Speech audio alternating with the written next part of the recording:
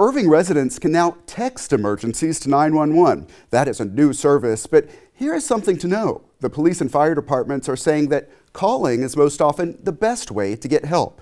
Here to talk about that and all of the issues surrounding text to 911 is Irving Police Officer Robert Reeves. Thanks for being here. Thank you for having me. We'll get to that message about calling in a second, but first, if you choose to text, walk us through the steps. What information needs to be in that first text? So if you choose to text, obviously you're going to just text to the number 911.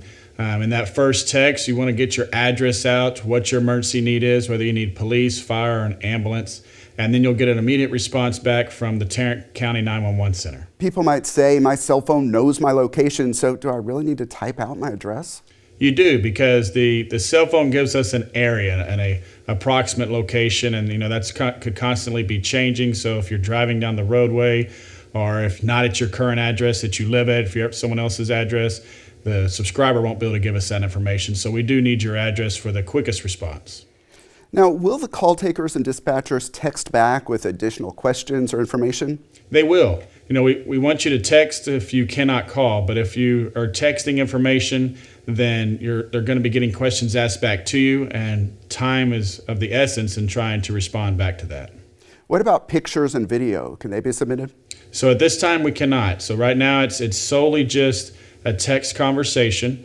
And there's no group messaging. It's just going to be between the dispatcher and the person texting 911. You cannot send any photos. You cannot send any videos. That's something that may be in the works, but at this time is not available. With all of those considerations, the need for back and forth dialogue, it's understandable why you recommend calling 911 if you can. Tell me some of the other reasons a phone call can be more efficient. Well, on a phone call, there's sometimes background noise. So if maybe you're not speaking at the time, the dispatcher can hear maybe something being said in the background. We can hear different noises. Maybe the emergency, the chaos of it may increase the type of response that is being initiated by the police, fire, or the ambulance. So we can talk you through more things and have more of a dialogue and have a much quicker response. That's why calling is always preferred. But of course, now we do offer this option for those who cannot or maybe hard of hearing, can text now and be able to get emergency services to them.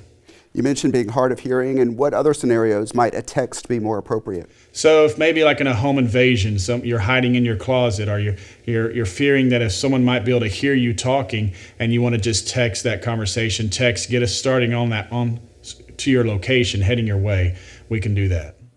Of course, texting is easy for all of us, and that brings up a potential concern. I think every call taker and dispatcher has a story about a person calling 911 because his pizza delivery is late or something like that. It can be humorous looking back, but in the moment, what is the impact of people calling and now texting 911 when it is not an emergency? So it is an offense. It is a crime to text 911 when it's not an emergency, and you can receive a ticket for it all the way up to even being arrested for it if you become a habitual violator. But the main reason why we don't want you to use the 911 service if it's not an emergency is because you are tying up that available line that someone else might be needing for their actual emergency that they're trying to get help for. Important things we should all keep in mind when seconds count. Officer Robert Reeves, thanks for being here. Thank you for having me.